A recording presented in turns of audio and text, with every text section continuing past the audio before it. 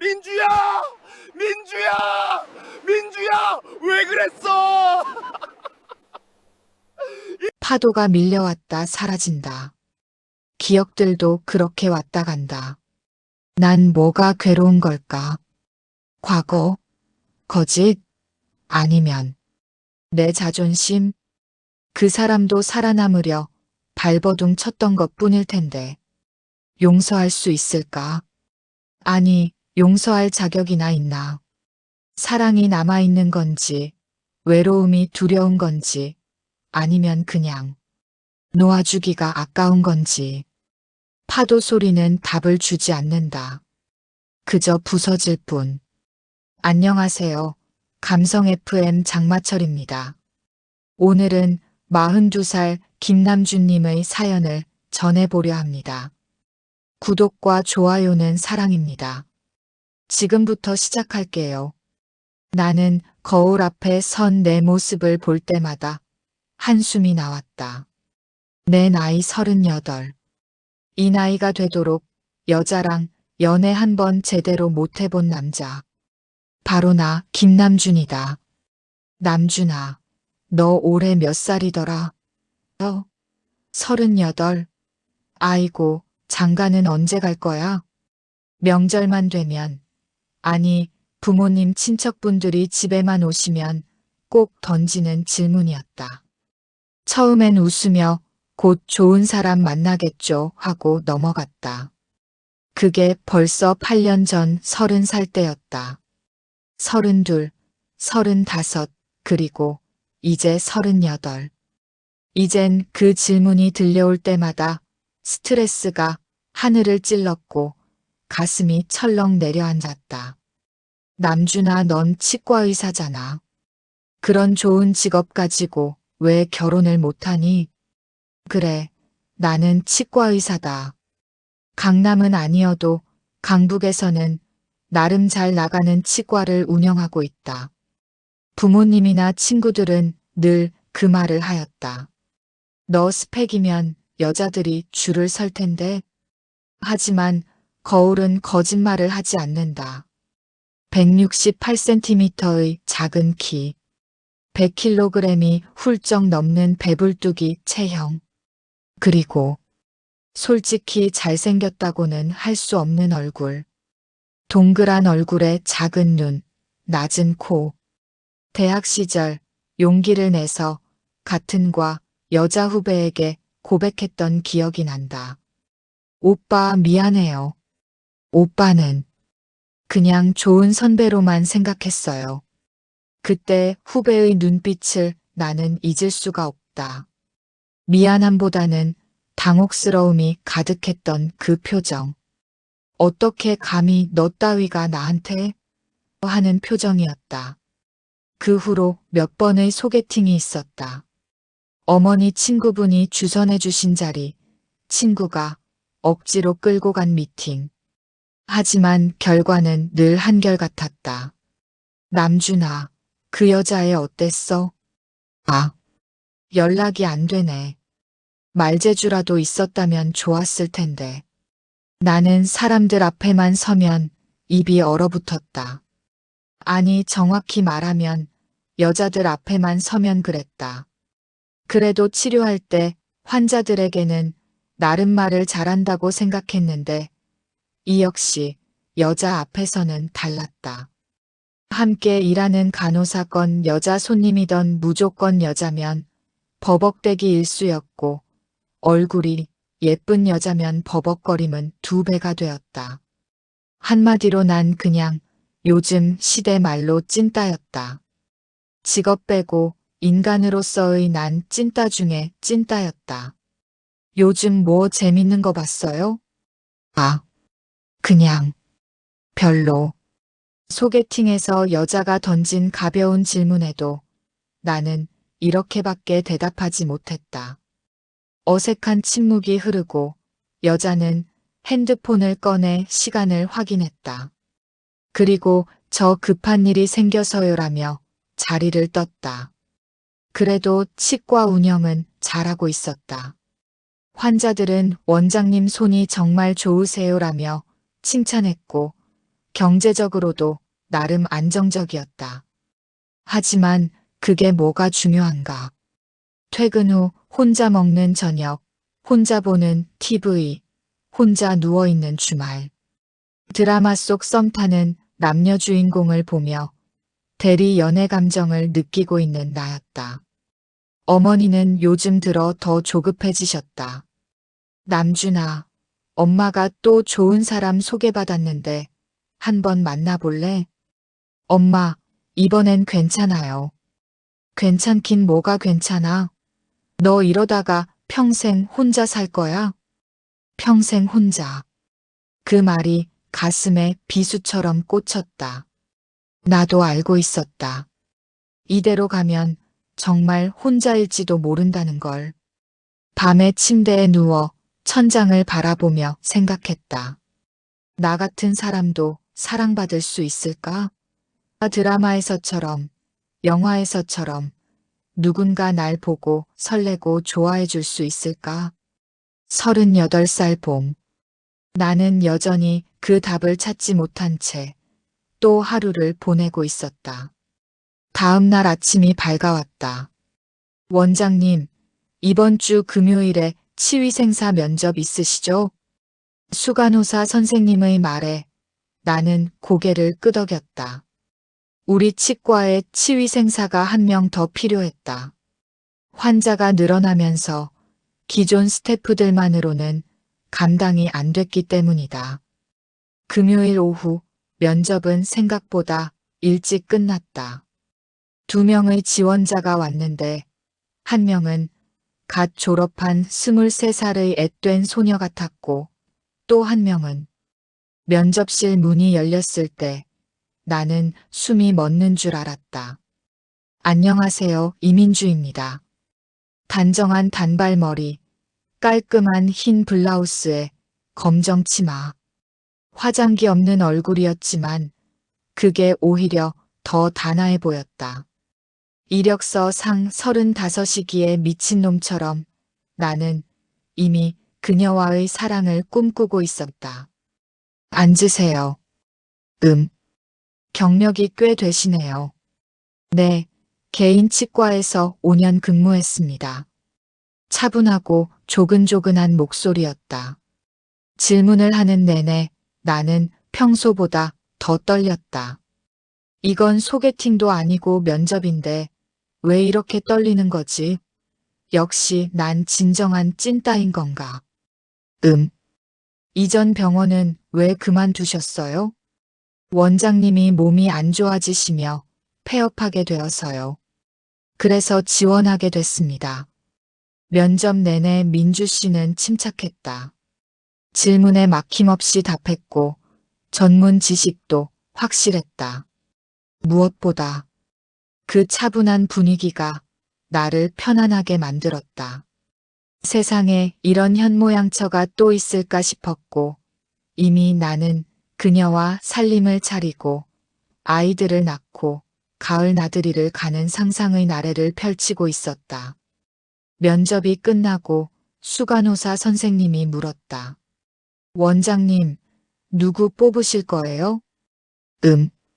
이민주 선생님이요. 아, 역시. 저도 그분이 나아 보였어요. 경력도 있고. 하지만 내 속마음은 달랐다. 경력도 경력이지만 그냥 민주 씨가 계속 보고 싶었다. 아니, 옆에 두고 싶었다. 흑심이라 욕해도 좋다. 이렇게라도 상상의 나래를 펼쳐야 살 것만 같으니. 민주 씨가 출근하기로 한 첫날, 나는 평소보다 30분 일찍 일어나 거울을 보며 머리를 2~3번 다시 빗고 어제 미리 사둔 새 와이셔츠를 입었다. 역시 못생겼다. 그래서 불을 끄고 다시 거울을 보고 어둠 속의 실루엣에 만족하며 문 밖을 나선다. 그래야 그나마 없던 자신감이 좀 생기니까. 원장님, 오늘 뭔가 다르신데요? 웬일로 이렇게 일찍 오셨어요? 수간호사들의 인사말에 멋쩍은 표정을 짓고 병원 입구를 들어서니 저만치의 민주 씨가 보였다. 안녕하세요, 원장님. 오늘부터 잘 부탁드립니다. 네네. 잘 부탁드려요. 처음엔 그저 상사와 부하 직원의 관계였고 어색했지만 함께 일하면서 자연스럽게 대화가 늘어났다. 원장님, 점심 뭐 드실래요? 제가 근처 맛집 몇 군데 알아요. 아, 그래요? 추천해 주시면 거기로 갈게요. 이 근처 설렁탕집이 정말 맛있어요. 원장님 같은 분이 좋아하실 것 같아요. 나 같은 분이라는 말이 가슴에 와 닿았다. 내가 설렁탕처럼 푸근하게 느껴진다는 것일까? 나의 취향이 궁금한 것일까? 설렁탕이란 한 단어에 별의별 긍정적 신호를 다 갖다 담았다. 몇 주가 지나면서 나는 민주 씨가 정말 괜찮은 사람이라는 걸 알게 됐다. 환자들에게 친절했고 동료들과도 잘 어울렸다. 무엇보다 조용히 자기 일을 묵묵히 해내는 모습이 좋았다. 원장님, 혹시 주말에 시간 되세요? 어느 금요일 오후 민주 씨가 조심스럽게 물었다. 네, 주말요? 왜요? 저희 교회에서 작은 행사가 있는데 원장님도 오시면 좋을 것 같아서요. 다른 선생님들도 다 오시기로 했어요. 교회. 나는 무교였다. 세상에서 가장 귀한 주말을 종교에 시간 보내는 사람들을 가장 한심하게 생각했었던 나였다. 하지만 그 순간 내 입에서는 다른 말이 나왔다. 아, 좋죠. 몇 시에 가면 돼요? 그렇게 나는 일요일 아침 생전 처음으로 교회에 가게 됐다. 민주 씨 때문이었다. 아니, 솔직히 말하면 민주 씨를 보기 위해서였다. 하루라도 안 보면 눈 안에 가시가 돋는 것 같았으니 말이다. 교회에서 본 민주 씨는 또 달랐다. 찬양을 부를 때 맑게 빛나는 얼굴, 기도할 때의 경건한 모습, 순수하다, 맑다, 투명하다. 이런 말을 이럴 때 써야 하나 보다 생각했고 나는 예배 내내 민주 씨만 뚫어져라 쳐다봤다. 원장님, 어떠셨어요? 처음이시죠? 네. 생각보다 좋았어요. 다음 주에도 오실 거예요? 글쎄요. 말은 그렇게 했지만 나는 매주 일요일만 기다리는 사람이 되었고 매주 교회에 나가기 시작했다. 신앙 때문이 아니었다. 오직 민주 씨 때문이었다. 민주 씨와 가까워질 수만 있다면 목사까지 될 각오가 돼 있었다. 교회 끝나고 함께 밥을 먹으러 가거나 커피를 마시러 가는 일이 잦아졌다. 자연스럽게 우리는 가까워졌다. 원장님은 참 좋으신 분 같은데 왜 결혼 안 하세요? 어느 날 민주 씨가 물었다. 나는 당황했다. 아, 그냥 인연이 없어서요. 민주 선생님은요? 저도요. 일에 치여 살다 보니 시간이 이렇게 됐네요. 하나님이 나를 구원해 주려고 손을 내미신다는 생각이 들었고 그날 밤 나는 용기를 냈다. 수백 번 문자를 썼다 지웠다 썼다 지웠다를 반복하다 결국 보냈고야 말았다. 민주 선생님, 오늘 대화 나누면서 참 좋았습니다. 다음에 또 밥 같이 먹어요. 별 얘기도 아닌데 참 많이 망설였다. 떨림도 잠시 답장은 금방 왔다. 네, 좋아요 원장님. 저도 오늘 즐거웠어요. 그렇게 우리는 직장 동료에서 친구로 그리고 조금씩 더 가까운 사이로 변해갔다. 6개월쯤 지났을 때 나는 드디어 고백을 결심했다. 연애를 드라마로만 배웠기에 실전이 약했다. 그래서 이벤트 회사에 돈을 퍼부었다. 역시 돈은 좋았다. 어둑어둑한 한강공원 벤치에 그녀가 앉았을 때 환하게 조명이 켜지고 노래가 흘러나오고 꽃길이 펼쳐졌다. 돈을 너무 퍼부었는지 고백이 아니라 청혼 수준의 분위기가 연출돼 버렸다. 민주 씨, 저는 민주 씨가 좋습니다. 그냥 동료로서가 아니라 저랑 사사사 귀어주세요. 민주 씨는 잠시 침묵했다. 내 심장은 미친 듯이 뛰었다. 원장님, 저도 요즘 원장님 생각을 많이 했어요. 정말요? 네. 사실 원장님이 저한테 잘해주실 때마다 설렜어요. 38살. 처음으로 내게 연인이 생겼다. 할렐루야 아멘이었다. 그 후로 우린 예쁜 사랑을 나누었고 하루하루가 너무 행복해서 그녀와의 행복한 나날이 줄어드는 듯한 서운함마저 들었다. 그러던 어느 날 평범한 화요일 오후였다. 스케일링을 받으러 온 40대 남자 환자가 민주 씨를 유심히 쳐다보더니 물었다. 저기, 혹시 갤러리? 민주 씨의 손이 순간 멈췄다. 나는 그 모습을 놓치지 않았다. 아니요, 무슨 소리 하시는지 모르겠네요. 환자는 그러시구나. 죄송합니다 하고는 치료 후 고개를 갸우뚱하며 병원 밖을 나갔다. 하지만 뭔가 찝찝했다. 갤러리? 그게 뭐지? 미술관인가? 민주야, 갤러리가 뭐야? 몰라요. 저도 무슨 말인지 모르겠어요. 사람 잘못 본 것 같아요. 민주 씨는 웃으며 넘겼고 나도 그냥 넘어갔다. 그렇게 몇 달이 지났다. 엄마, 민주 만나보실래요? 어머니는 내 말에 눈을 동그랗게 뜨셨다.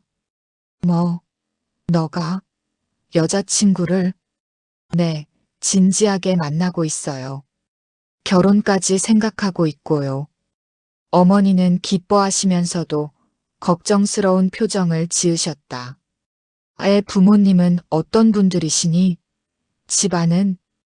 어머니 혼자 계세요. 아버지는 민주가 어릴 때 돌아가셨대요. 민주는 외동딸이었다. 어린 나이에 아버지를 여의고 홀어머니와 단둘이 살아왔다고 했다. 그 이야기를 처음 들었을 때 나는 가슴이 먹먹해졌다. 민주의 어머니를 처음 뵌 것은 상견례 자리였다. 60대 초반으로 보이는 작고 마른 여성이었다. 손등에 핏줄이 붉어진 게 평생 고생하신 흔적이 역력했다. 어머니, 처음 뵙겠습니다. 미리 못 찾아뵈서 죄송해요. 아이고, 내 사정이었는데 뭘. 우리 민주가 좋은 분을 만났네요. 치과 원장님이시라고 들었어요. 민주 어머니의 목소리는 떨렸다. 딸이 좋은 사람을 만났다는 안도감, 그리고 이제 짐을 내려놓을 수 있다는 안도감이 느껴졌다. 우리 부모님도 민주를 마음에 들어 하셨다. 성격도 차분하고 참 괜찮은 애구나. 남준아, 너가 민주 같은 애를 만나려고 그동안 혼자였나 보다. 소박한 민주의 바람대로 우리는 결혼식을 조촐하게 치렀다. 나는 대학 동기들과 치과 동료들, 친척들을 초대했다. 민주 쪽도 자리가 채워지길 기대했는데. 민주야, 너희 쪽 하객이 좀 적은 것 같은데? 친구들이 다들 지방에 살아서요. 멀어서 못 온다고. 신부 쪽 하객석은 거의 비어 있었다. 민주 어머니와 몇몇 동네 분들, 그리고 이름도 들어본 적 없는 먼 친척 두서 명이 전부였다. 친구는 단 한 명도 없었다. 좀 이상한데. 순간 그런 생각이 들었다. 35살까지 살면서 친구가 하나도 없다는 게 가능한가? 하지만 곧 생각을 고쳐먹었다. 뭐, 그럴 수도 있지. 성격이 내성적이고 조용해서 그럴 수도 있어. 결혼식은 무사히 끝났다. 신혼여행에서 돌아온 후 민주는 치과를 그만두기로 했다. 내가 집안일 하면서 오빠를 제대로 내조하고 싶어. 괜찮아? 민주가 일하는 게 좋으면 계속 일해도 돼. 아니야. 나는 원래 현모양처가 꿈이었어. 오빠 밥 챙겨주고 집 정리하고. 그게 내 행복이야. 민주의 말에는 진심이 담겨 있었다. 그렇게 민주는 원하는 대로 전업주부가 됐다. 결혼한 지 2달쯤 지났을 때였다. 오빠 나 임신한 것 같아. 임신 테스트기를 들고 오며 민주가 뛸 듯이 기뻐했다. 정말? 나도 너무 기뻐서 민주를 번쩍 안아 올렸다. 38배 결혼하고 이제 곧 아빠가 된다니. 꿈만 같았다. 조심해야 해. 무거운 거 들지 말고 밖에 나갈 때도 조심하고 병원에도 같이 가자. 알았어. 너무 걱정 마. 하지만 그 기쁨은 오래가지 않았다. 임신 8주차 민주가 배를 움켜쥐고 쓰러졌다. 오빠. 배가. 민주야. 응급실로 달려갔지만 이미 늦었다. 유산이 되셨습니다. 죄송합니다. 의사의 말이 귓가에 메아리 쳤다. 민주는 병실 침대에 누워 소리 없이 울었다. 나도 민주 손을 잡고 함께 울었다. 괜찮아, 민주야. 다시 하면 돼. 미안해. 내가 조심하지 못해서. 아니야. 너 잘못이 아니야. 6개월 후 민주는 또다시 임신했다. 이번엔 정말 조심했다. 민주는 집에서도 거의 누워 지냈고 나는 일찍 퇴근해서 집안일을 도왔다. 하지만 또다시 임신 10주에 유산이 됐다. 왜 이러는 거죠, 선생님? 원인 불명입니다. 검사상으로는 2분 다 이상이 없는데 이런 경우도 있습니다. 민주는 이번엔 더 심하게 무너졌다. 밥도 제대로 먹지 않고 하루 종일 침대에만 누워 있었다. 민주야, 밥 좀 먹어. 응? 먹기 싫어요. 저는 엄마가 될 자격이 없나 봐요. 무슨 소리야? 그런 소리 하지 마. 1년 후 3번째 임신이 됐다. 이번에야말로 하는 마음으로 더욱 조심했다. 민주는 거의 외출도 하지 않았고 나는 매일 아침 저녁으로 영양제를 챙겨줬다. 이번엔 꼭 괜찮을 거야. 하지만 임신 12주. 또다시 유산이었다. 병원 복도에서 나는 주저앉았다.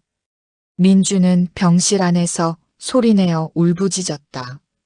그 울음소리가 복도까지 들렸다. 하느님, 제가 무슨 죄를 지었기에. 민주는 기도하듯 중얼거렸다. 나는 아무 말도 할 수 없었다.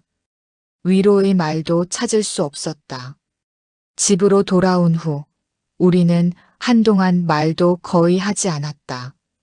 민주는 눈만 뜨면 울었고 나는 그런 민주를 보며 속으로 눈물을 삼켰사만 했다.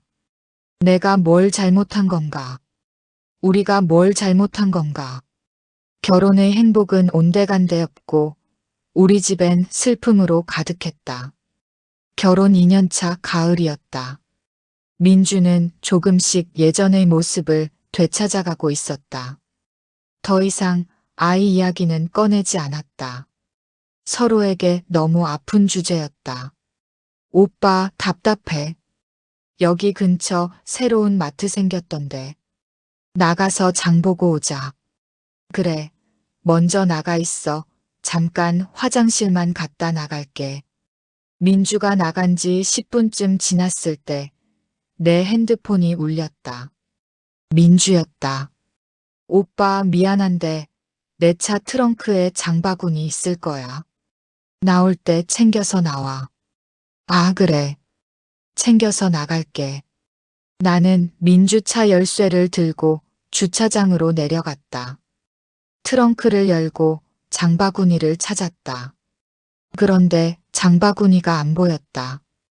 어디 있지? 차 문을 열고 들어가 글로브 박스를 열어봤다. 혹시 거기 넣어뒀나 싶어서 말이다. 그리고 나는 얼어붙었다. 글로브 박스 안에 서류 뭉치가 빼곡히 들어있었다. 무심코 꺼내본 서류들. 대출 미납 독촉장, 신용카드 연체 통지서, 채무 변제 독촉. 한 장, 두 장 넘길수록 손이 떨렸다. 금액이 적힌 부분을 봤다. 3천만 원? 아니, 이게 전부가 아니야. 서류를 더 뒤적이다가 한 장의 문서를 발견했다. 대출 미납 사실 확인서였다. 그리고 거기 적힌 과거 직장명. 갤러리. 그 단어를 본 순간 심장이 멎는 것 같았다. 갤러리. 순간 예전 치과에 왔던 그 남자 환자가 물어봤던 단어란 게 생각났다. 나는 서류를 다시 자세히 봤다. 주소지가 적혀 있었다. 강남구 역삼동. 궁금함에 차에 앉은 채로 핸드폰을 꺼내 검색해보기로 했다. 갤러리 역삼동. 검색 결과가 떴다. 내 눈앞에 펼쳐진 화면을 믿을 수 없었다. 갤러리 업종 유흥주점. 아, 아니야. 이건 이름이 같은 다른 곳일 거야. 하지만 주소가 일치했다. 서류에 적힌 주소와 검색 결과의 위치가 정확히 같았다. 나는 차 안에서 한참을 앉아 있었다. 손에 든 서류가 땀에 젖어 구겨졌다. 며칠을 고민했다. 민주에게 직접 물어볼까? 아니면 그냥 모른 척할까? 하지만 궁금증은 참을 수 없었다. 진수야, 나 좀 도와줄래? 대학 동기 중에 그나마 유흥을 즐길 줄 아는 진수에게 전화했다. 왜? 무슨 일인데? 나 가보고 싶은 곳이 있는 좀 같이 가줘. 혼자는 못 가겠어. 갑자기 무슨 소리야? 그날 밤 나는 진수와 함께 강남 역삼동으로 향했다. 서류에 적힌 바로 그 주소. 건물 입구에 번쩍번쩍 화려한 네온사운의 간판이 보였다. 갤러리. 여기가 맞나? 들어가 보자. 찐따 새끼가 총각대도 안 가던 데를 왜 유부남이 돼서 가려고 난리야. 내가 돈은 다 낼 테니까 너가 안내 좀 해봐. 너 이런데 많이 와봐서 잘 알잖아. 이 새끼 왜 안 하던 짓 하고 그래. 진수는 나를 미친놈 취급했지만 나는 긴장감에 진수의 손을 꼭 잡고 잡아당겼다. 문을 열고 들어가자 어둑한 조명 아래 화려한 인테리어가 보였다. 웨이터로 보이는 한 남자가 다가왔다. 어서 오세요. 예약하셨어요? 아니요, 그냥 왔는데요. 두 분이세요? 룸 안내해 드릴게요. 진수와 웨이터 남자가 소곤소곤 몇 마디를 나눈 뒤 우리는 안내를 받아 룸 안으로 들어갔다. 진수의 주문대로 테이블 위에는 과일과 안주가 놓였고 곧 문이 열렸다. 안녕하세요. 두 명의 젊은 여자가 들어왔다. 화장이 진했고 짧은 원피스를 입고 있었다. 처음 오셨어요? 네.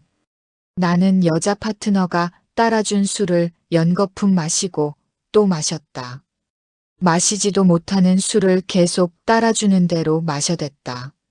한참 뒤 정신이 몽롱한 상태에서 주위를 둘러보니 진수는 여자 파트너를 껴안고 노래를 부르고 있었다.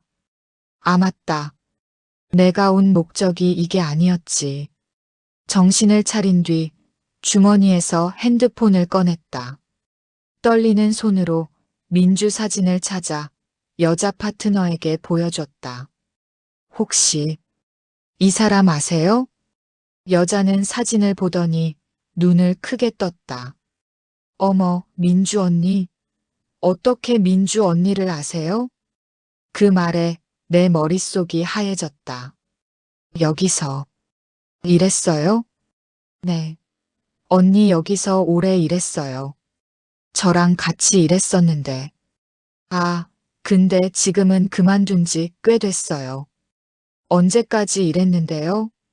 글쎄, 나보다 먼저 온 언니였고, 마지막이. 몰라, 오래돼서 기억도 안 나. 그만둔다고 할 때 사람들 다 놀랐잖아. 여기서 에이스였거든요. 더 이상 듣고 싶지 않았다. 나는 자리에서 벌떡 일어났다. 진수야, 나 먼저 갈게. 진수는 여자 파트너와 껴안고 브루스를 추느라 내 말이 들리지 않는 듯 했다. 혼자 건물 밖으로 나와 보니 마셨던 술이 올라와 구역질이 났다. 실제로 토하지는 않았지만 속이 뒤집혔다. 반짝반짝 네온 사인에 더욱 어지러움이 심해졌다. 민주가 여기서. 머릿속이 복잡했다. 분노, 배신감, 실망, 혼란. 모든 감정이 한꺼번에 밀려왔다. 집에 가고 싶지 않았다. 민주 얼굴을 볼 자신이 없었다. 나는 그날 밤 모텔방을 잡고 잤다. 모르겠어. 정말 모르겠어. 이제 어떻게 해야 하는 거지. 밤새 고민했다. 출근도 하지 않고 병원은 하루 휴업했다. 민주에게는 친구의 아버지의 장례식에 있다고 거짓말했다. 다음 날 나는 집으로 돌아갔다. 민주는 거실에서 TV를 보고 있었다. 오빠 왔어? 밤새 장례식장 지켜주느라 힘들었지? 평소처럼 웃으며 반기는 민주를 보자 참았던 감정이 터져나왔다. 갤러리. 뭐? 민주. 너 갤러리에서 일했지? 민주의 얼굴이 새하얗게 변했다. 오빠. 대답해. 거기서 일한 거 맞지? 오빠. 나는. 민주의 눈에 눈물이 흘렀다. 응. 맞아. 이랬어. 무릎이 꺾였다. 나는 소파에 주저앉았다. 왜 말 안 했어? 뭐 자랑이라고 말해. 그리고 말하면 오빠가 나를 거들떠나 보기나 했을까? 언제부터 언제까지야? 대학교 때 잠깐. 대학 때 잠깐? 민주는 고개를 끄덕였다. 학비도, 생활비도 없었어. 엄마는 아프셔서 일도 못 하시고 돈을 벌어야 했어. 다른 아르바이트로는 학비를 댈 수가 없었어. 그래도 하필이면. 미안해. 정말 미안해. 진짜 잠깐이야, 아주 잠깐. 진짜야, 믿어줘. 나는 머리를 감싸쥐었다. 차에 있던 서류들. 그 빚은 뭐야? 그때 생긴 빚이야. 학비도 생활비도 없는데 엄마 병원비까지 겹쳐서 급하게 돈이 필요해서. 그래서 전부 다 금액이 얼마야? 5천만 원 정도. 나는 웃음이 나왔다. 허탈한 웃음. 5천만 원. 그건 또 왜 숨긴 건데? 말하려고 했어. 근데 타이밍이. 결혼 준비하면서도 결혼하고 나서도 계속 아기 일로 힘들어서. 그날 밤 우리는 새벽까지 이야기했다. 민주는 자신의 과거를 솔직히 털어놨다. 얼마나 힘들었는지, 얼마나 벗어나고 싶었는지. 그리고 무릎을 꿇고 죽을 죄를 지은 사람 마냥 나에게 빌고 또 빌었다. 나 오빠 정말 사랑해. 과거는 묻고 우리 행복하자. 응. 제발 응. 일주일을 고민했다. 이혼할까? 아니면 용서할까? 하지만 나는 민주를 사랑했다. 지난 3년간 함께한 시간들이 민주가 보여준 진심이 가짜일 리 없었다. 민주야. 응? 지난 과거는 묻자. 대신 더 이상 거짓말은 없는 거지. 응. 오빠 믿어줘. 그리고 용서해줘서 고마워. 민주는 내 품에 안겨 울었다. 나도 눈물이 났다. 빚은 내가 갚을게. 걱정하지 마. 고마워. 정말 고마워. 나는 5천만 원을 한 번에 정리해줬다. 얼굴은 못생긴 남편이지만 능력 있는 남편으로 인정받은 느낌이었다. 이제부터 우리 부부로서 다시 새 출발해보자. 하지만 한 가지 문제가 남아있었다. 아이가 갖고 너무나 갖고 싶었다. 1년이 지나도 민주는 임신하지 못했다. 병원에 가서 검사를 받아도 원인을 알 수 없었다. 두 분 다 이상 없으신데요. 스트레스가 원인일 수도 있습니다. 그럼 어떻게 해야 하죠? 마음을 편하게 가지세요. 그리고 시간을 두고 기다려보세요. 집으로 돌아오는 차 안에서 민주가 말했다. 오빠, 미안해. 내가 몸이 약해서 그런 거 같아. 무슨 소리야? 그런 거 아니야. 하지만 민주는 계속 자책했다. 나도 사실 속으로는 불안했다. 정말 우리가 아이가 생기고 남들처럼 행복한 가족을 이룰 수 있을까? 몇 일이 지나고 어느 날이었다. 민주야, 오늘 의대 동기 모임 있는데 같이 갈래? 민주는 고개를 저었다. 아니, 나는 집에 있을게. 왜? 요즘 집에만 있으니까 답답하잖아. 나가서 기분 전환도 하고 그러자. 최근 민주는 계속 우울해 보였다. 임신이 안 된다는 스트레스 때문인지 웃는 모습도 보기 힘들었다. 그냥 나는 같이 가. 친구들한테 예쁜 민주 소개도 시켜주고 싶고. 응? 결국 민주는 따라 나섰다. 약속된 한정식 집에는 의대 동기들이 벌써 여럿 와 있었다. 야, 남준아. 오랜만이다. 진우야. 잘 지냈어? 재수씨? 결혼식 때 뵙고 오랜만에 뵙네요. 남준이 친구 홍진우입니다. 안녕하세요. 민주는 공손하게 인사했다. 우리는 자리에 앉아 이런저런 얘기를 나눴다. 다들 자기 병원 자랑, 자식 자랑을 했다. 남준이 너는 애는 없어? 아직. 빨리 낳아야지. 나이가 있는데. 그 말에 민주가 살짝 굳는 게 느껴졌다. 나는 화제를 돌렸다. 성환이는 안 왔어? 성환이 조금 있으면 온대. 수술 때문에 늦는다고. 30분쯤 지나 문이 열리고 성환이가 들어왔다. 미안. 늦었어. 야, 성환아. 오랜만이다.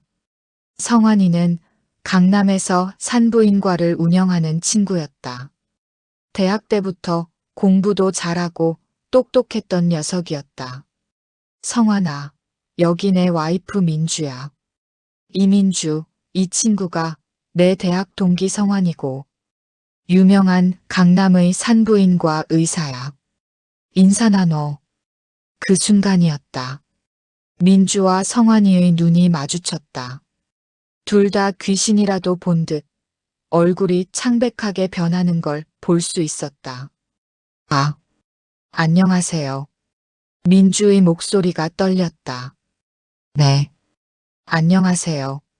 성환이도 당황한 표정이었다. 뭐지? 둘이 아는 사이야? 이상했다. 분명 처음 보는 사이일 텐데 왜 저렇게 당황하는 거지? 너희 둘 아는 사이야?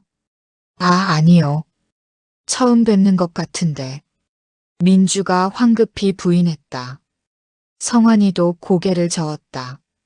자식 결혼식 때도 못 갔었는데 내가 재수 씨를 보긴 어디서 봐. 하지만 뭔가 이상했다. 그 후로도 민주는 계속 불편해 보였고 성환이도 민주 쪽을 힐끔힐끔 쳐다보는 것만 같았다. 모임이 끝나고 집으로 돌아오는 차 안. 정막이 한참 흐른 뒤 나는 조심스레 물었다. 민주야, 너 성환이 알아? 무슨 소리야? 오늘 처음 봤잖아. 근데 아까 왜 그렇게 당황한 것 같아 보였지? 그냥 사람이 너무 많아서 긴장했나 봐. 어색하기도 했고. 민주의 대답은 확신이 없었다. 하지만 나는 더 이상 캐묻지 않았다. 사흘 후 성환이에게 전화가 왔다. 남준아, 시간 되면 술 한잔 할래? 오랜만에. 너가 웬일이냐? 그래, 좋지. 우리는 성환이 병원 인근의 강남역 근처 술집에서 만났다. 요즘 병원은 어때? 그럭저럭. 너는? 나도 비슷해. 환자는 많은데 힘들긴 하지. 우리는 늘 그렇듯 서로의 안부와 가벼운 얘기들을 나눴다. 술이 몇 잔 들어가자 성환이가 물었다. 그나저나 재수 씨랑은 잘 지내? 응. 근데 사실 요즘 고민이 좀 있어. 무슨 고민? 나는 민주가 3번이나 유산했던 이야기를 털어놨다. 검사에도 원인을 모르겠대. 너 산부인과 전문의잖아. 왜 그런지 조언을 좀 구해도 될까? 원인이야 다양하지. 스트레스도 있고 체질이 약할 수도 있고. 성환이는 그렇게 여느 산부인과 의사들처럼 비슷한 대답들을 나열하기 시작하였다. 시간이 한참 흐르고 우리는 술잔을 비우고 또 비우며 그렇게 술병이 하나둘 늘어나고 성환이와 나는 취기가 오를 대로 오르고 있었다. 남준아. 성환이가 고개를 숙이고 아주 무거운 목소리로 나를 불렀다. 왜 그렇게 무섭게 불러? 내가 너한테 할 말이 있어. 뭔데? 성환이의 표정이 심각했다. 너 부인. 민주 씨 말이야. 응? 내가 아는 사람이야. 심장이 철렁 내려앉았다. 무슨 소리야? 민주 씨가 내 병원 환자였어. 환자? 언제? 한 10년. 아니, 그보다 전이었던가? 그게 뭐 어때서? 어디가 아파서 갔던 건데? 성환이는 술을 한 잔 더 들이켰다. 그게 말야.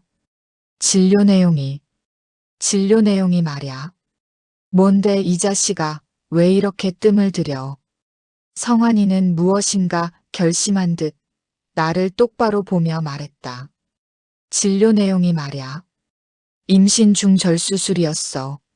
낙태수술 말야. 나는 귀를 의심했다. 뭐? 그것도 2번. 그래서 기억해. 야, 미친놈아. 지금 무슨 개소리를 하는 거야? 나는 벌떡 일어나 성환이의 멱살을 잡았다. 너가 그렇게 많은 환자들을 다 기억해? 나도 의사지만 기억 못한다고. 남준아, 진정해. 나도 너무 놀랐어. 모임날 민주 씨 보고 깜짝 놀랐다고. 야, 너 지금 장난하냐? 이 새끼는 학교 다닐 때부터 은근 나를 무시하더니 아주 내가 예쁜 마누라랑 사는 거 보니 배알이 꼴리냐? 주변 손님들이 쳐다봤다. 나는 성환이를 놓고 다시 자리에 앉았다. 확실해? 확실해. 얼굴도 기억나고, 특히 두 번째 올 때는 상담도 오래 했거든. 그래서 더 기억에 남아. 머릿속이 하얘졌다. 그리고 남준아, 너한테 말해야 할 것 같아서.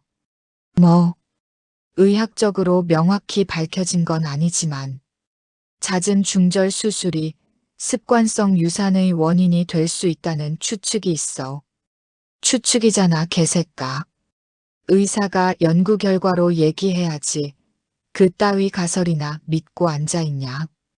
자궁 내막이 손상되거나 자궁경부가 약해지면 임신 유지가 어려울 수 있어. 물론 모든 경우가 다 그런 건 아니지만 나는 성환이의 말을 더 이상 듣고 싶지 않았다. 자리에서 일어났다. 나 먼저 간다.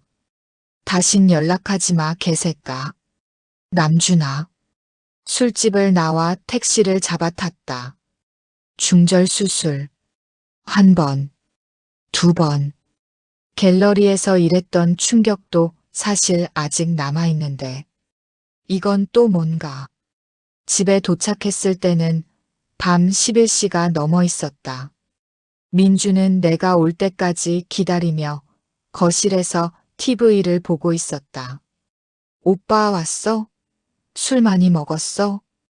민주야. 응. 성환이 만났어. 민주의 얼굴이 굳었다. 성환이가 다 말하더라. 너 그 병원에서. 그만해. 맞아? 맞냐고. 민주는 대답 대신 자리에서 일어나 가방으로 갔다. 그리고 가방에서 담배 한 갑을 꺼냈다. 뭐야, 너 담배도 피워? 소파에 앉은 민주는 담배에 불을 붙였다. 긴 연기를 내뿜었다. 나는 처음 보는 민주의 모습에 할 말을 잃었다. 그 새끼. 오빠 친구 맞냐? 민주가 낮은 목소리로 중얼거렸다. 의사 새끼가 환자 비밀 노출이나 하고 면허 취소해야 돼, 개새끼. 지금 그게 중요해? 대답해. 중절 수술 받은 거 맞아? 민주는 담배를 한 모금 더 빨았다. 맞아. 몇 번? 두 번. 나는 소파에 주저앉았다. 왜? 왜 그랬어? 민주는 담배를 탁자 위 물컵에 집어던졌다. 그리고 이야기를 시작했다. 내가 중학생 때 부모님이 매일 싸웠어. 매일. 아침부터 밤까지. 폭력도 있었고. 그래서 결국 이혼했어. 고1 때. 그리고 엄마는 바로 다른 남자랑 재혼했어. 한 달도 안 돼서. 민주의 목소리는 담담했다. 감정이 없는 것처럼. 나는 아빠랑 살았어. 근데 아빠는 술만 마셨어. 매일 취해서 들어왔고 나한테 화풀이했어. 너 엄마 닮아서 꼴도 보기 싫다고. 민주야. 18살 때 가출했어. 더 이상 못 견디겠더라고. 그때 밖에서 만난 친구들이 뭐 정상적인 애들이었겠어. 민주는 또 담배에 불을 붙였다. 자연스럽게 유흥업소로 들어갔어. 처음엔 단순히 앉아서 술만 따랐는데 돈이 안 되더라고. 그래서 이 차를 나가게 된 거야? 응. 그러다가 실수로 2번 임신했어. 둘 다 누구 아이인지도 몰라. 가슴이 무너지는 것 같았다. 그때는 정말 어떻게 살아야 할지 몰랐어. 그냥 하루하루가 지옥이었어. 잠깐. 그때 나한테 대학교 때 잠깐만 일한 거라 했잖아. 잠깐은 무슨. 한 8년 일했지 아마. 나는 실성한 표정으로 민주를 바라봤고 냉담한 표정의 민주가 무서워지기 시작했다. 그러다 한 언니가 교회를 데려갔어. 교회 나가면 인생이 바뀐다고. 처음엔 안 믿었는데 목사님 말씀을 듣고 예배를 드리면서 뭔가 달라지는 걸 느꼈어. 민주의 눈에 눈물이 맺혔다. 회개했어. 진심으로. 그리고 새로운 삶을 살기로 결심했어. 유흥업소 그만두고 검정고시 보고 대학 가서 치위생사 전공하고 그러면서 그간 벌어놓은 돈은 떨어져 가고 그때 오빠가 갚아준 대출은 정말 학비랑 생활비가 부족해서 받은 거고 그래서 치위생사가 된 거구나. 응, 나는 정말 새 사람이 되고 싶었어. 과거를 완전히 지우고 싶었어. 나는 한참을 생각했다. 그리고 문득 떠오른 게 있었다. 근데 장모님은? 응, 장모님 말이야. 우리 결혼할 때 명절 때마다 뵙던 그분. 민주는 담배를 끄며 웃었다. 슬픈 웃음이었다. 그분, 내 친엄마 아니야.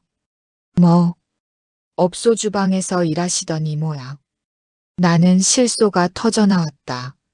믿을 수가 없었다. 업소 주방 이모라고? 응.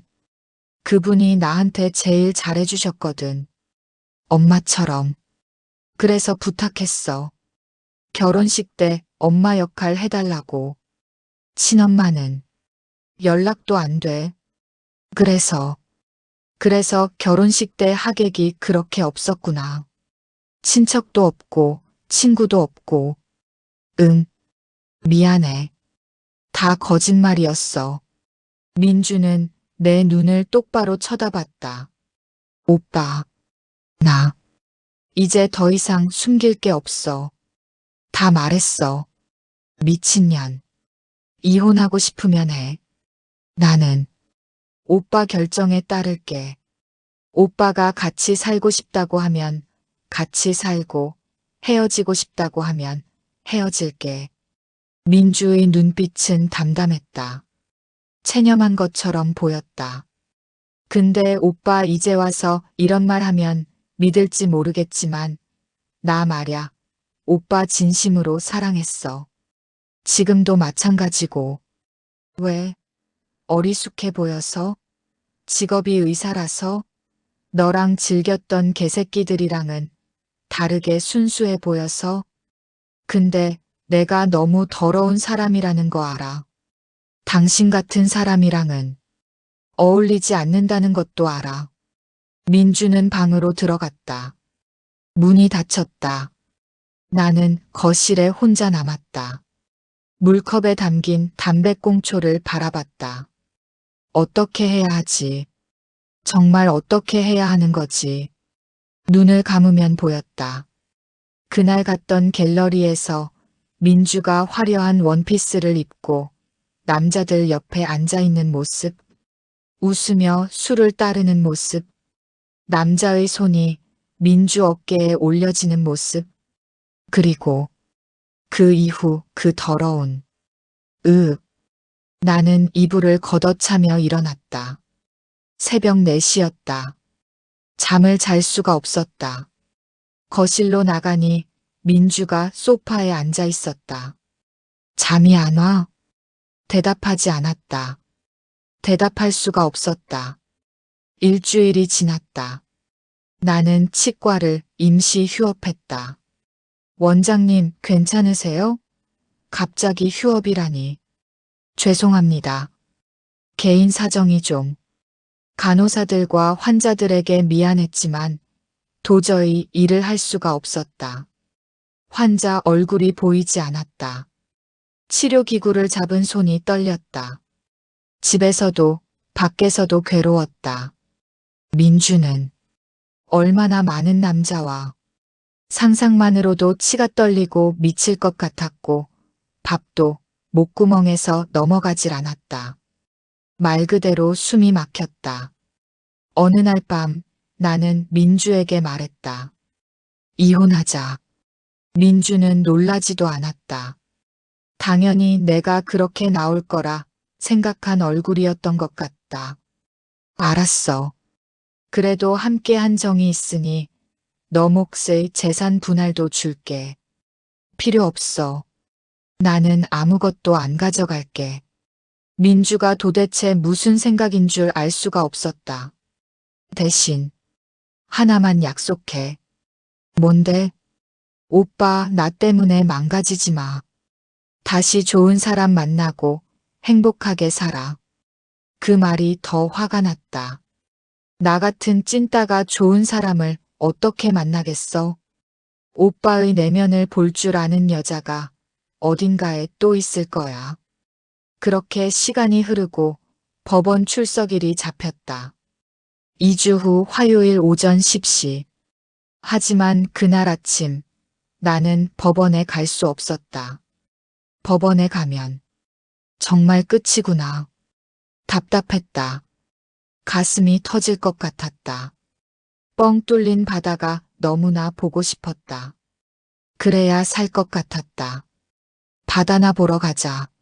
나는 차 키를 집어들고 나왔다. 민주는 이미 법원으로 떠난 후였다. 내비게이션에 대천해 수욕장을 입력했다. 민주와의 추억이 깃든 서해안. 탁 트인 바다가 보고 싶었다. 그렇게 고속도로를 달려 원하던 바다에 도착해 출렁이는 바다를 보며 답답한 마음에 미친놈처럼 소리를 질렀다. 하지만 여전히 가슴 한켠에 무엇인가 심장을 꽉 쥐고 놓아주지 않는 느낌에 숨이 잘 쉬어지지 않았다. 어디서부터 잘못된 걸까? 누구의 잘못인 걸까? 내가 못난 놈일까? 다른 사람들은 이걸 이해할 수 있을까? 별의 별 생각이 다 들었다. 한참을 멍하니 바다를 바라보다 또다시 발길을 돌려 차에 올랐다. 시동을 켜고 고속도로에 올랐지만 이번엔 목적지 없이 달리기 시작했다. 여전히 머릿속은 복잡했고 나에게 스스로 여러 가지 질문들을 하기 시작했다.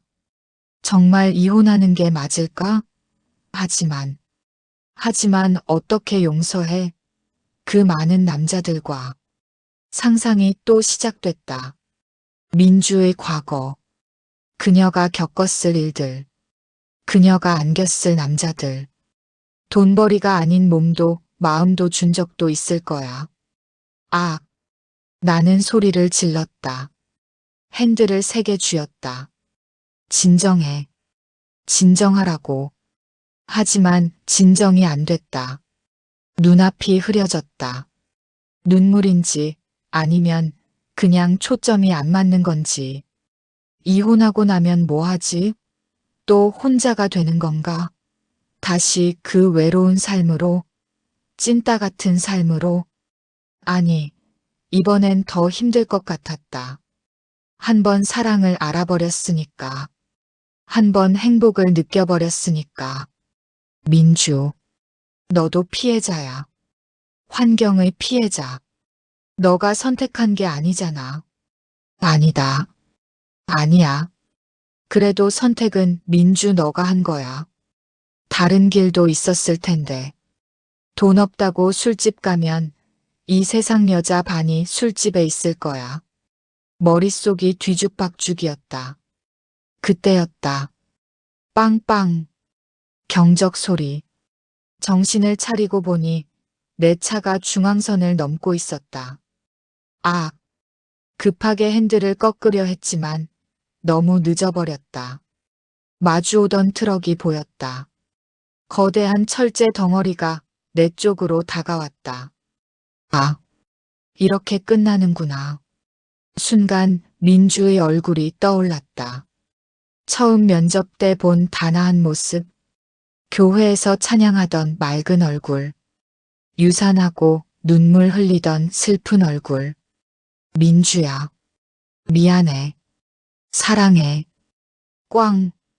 엄청난 충격과 함께 세상이 어두워졌다. 오빠, 오빠. 어디선가 목소리가 들렸다. 멀고 가까웠다. 제발, 눈 떠줘. 민주, 민주의 목소리인가? 눈꺼풀이 너무 무겁다. 눈을 떠야 하는데. 떠지질 않네. 의사 선생님, 아직도 깨어나지 않는데 괜찮은 건가요?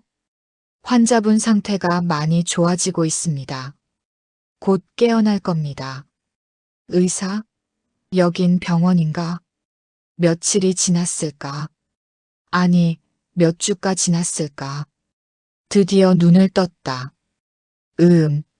오빠, 오빠, 깬 거야? 괜찮은 거야? 민주의 얼굴이 보였다. 펑펑 울고 있었다. 얼굴이 훨씬 여위었다.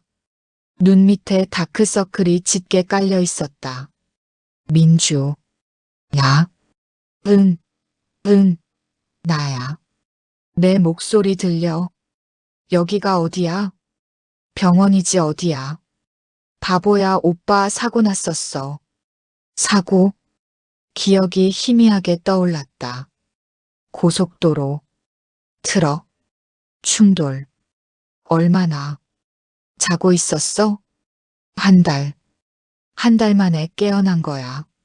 한 달. 나는 몸을 움직이려 했다. 그런데 이상했다. 다리가 안 움직여. 민주의 얼굴이 굳었다. 오빠, 왜 다리가 안 움직이는 거야? 의사가 들어왔다. 정신 차리셨군요. 괜찮아요. 제 다리요. 왜 안 움직여요? 의사는 차트를 보며 조심스럽게 말했다. 사고 당시 척추 손상이 있었습니다. 수술은 했지만 하반신 마비 상태입니다. 뭐라고요? 다행히 생명은 건졌지만 하반신 감각과 운동 기능을 잃으셨습니다. 머리를 망치로 맞은 것 같았다. 그럼 평생 이렇게? 재활 치료를 열심히 하시면 조금은 호전될 수도 있습니다. 하지만 완전한 회복은 어렵습니다. 의사가 나간 후 나는 천장을 바라봤다. 하반신 마비, 평생 휠체어. 민주가 내 손을 잡았다. 오빠 괜찮아. 우리 함께 이겨낼 수 있어. 우리? 응. 내가 옆에 있을게. 우리 이혼하기로 했잖아. 왜 내가 아프니까 얼렁뚱땅 다시 잘해보려고? 그런 거 아니야. 나 다시 안 받아줘도 되니까 지금은 오빠 재활만 신경 쓰자. 꺼져. 동정하지 마. 동정 아니야. 조금만 괜찮아질 때까지만 옆에 있게 해줘. 나는 고개를 돌렸다. 눈물이 흘렀다. 내가 민주를 떠나려 했는데 이제 내가 짐이 됐네. 쪽팔렸다. 다음 날부터 재활 치료가 시작됐다. 물리치료사가 내 다리를 움직이고 운동을 시켰다. 하지만 감각이 없었다. 민주는 매일 병원에 왔다. 아침 일찍 와서 저녁 늦게 갔다. 오빠 아침 먹자. 내가 오빠 좋아하는 굴미역국 끓여왔어. 괜찮아. 이따 먹을 테니까. 그리고 혼자 먹을 수 있어. 손도 다치셨잖아. 내가 먹여줄게. 민주는 정성스럽게 나를 돌봤다. 밥을 먹이고 씻겨주고 옷을 갈아입혔다. 왜 이렇게까지 해? 내가 아직은 오빠 아내니까. 이혼하기로 했잖아. 아직 이혼 안 했잖아. 오빠 호전되는 것만 보고 꺼지라 하면 꺼질게. 한 달이 지났다. 나는 휠체어에 앉을 수 있게 됐다. 하지만 다리는 여전히 움직이지 않았다. 선생님, 정말 평생 이래요? 죄송합니다. 지금 상태로는 절망감이 밀려왔다. 38배 결혼하고 행복할 줄 알았는데, 이제는 평생 장애인으로 살아야 한다. 하지만 민주는 포기하지 않았다. 오빠, 오늘도 재활 치료 열심히 했어? 대단해요. 뭐가 대단해. 걷지도 못하고, 혼자 옷도 못 입고, 씻지도 못하고, 똥도 못 닦는데. 괜찮아. 혼자 할 수 있을 때까지 내가 손발이 돼줄게. 그런 민주를 보면서 생각했다. 이 사람, 정말 날 사랑하는구나. 과거가 중요한가? 지금 이 순간 내 옆에 있어주는 사람. 나를 포기하지 않는 사람. 그게 더 중요한 게 아닐까? 3개월이 지났다. 퇴원날이 다가왔다. 민주야. 응? 이제 꺼져. 민주의 얼굴이 어두워졌다. 농담이야. 무슨 그런 농담을. 퇴원 후 일주일이 지난 어느 날. 날씨가 화창했다. 오빠, 오늘 날씨 좋은데 산책 나갈까? 그래, 좋지. 민주는 내 휠체어를 밀고 집 근처 공원으로 나왔다. 벚꽃이 만개해 있었다. 와, 예쁘다. 그러게. 올해는 꽃이 유난히 예쁘네. 벤치 앞에서 민주가 휠체어를 멈췄다. 내 옆에 앉았다. 민주야. 응? 나. 너의 과거를 한 번에 잊을 수는 없어. 민주의 표정이 어두워졌다. 하지만 천천히 묻을게. 그러니까 너도 천천히 기다려 주었으면 좋겠어. 민주가 내 손을 잡았다. 따뜻했다. 민주야, 다시 태어난 기분인 만큼 우리 다시 시작해볼까? 응. 우리 다시 시작해. 벚꽃잎이 바람에 흩날렸다. 우리는 한참을 말없이 앉아 있었다. 과거는 지울 수 없다. 하지만 미래는 다시 쓸 수 있다. 우리의 이야기는 이제부터가 진짜 시작이다. 누군가 나에게 시간을 되돌려준다면 어떻게 할 것이냐 묻는다면 나는 이렇게 말할 것이다. 여자의 과거는 모르는 게 약이다.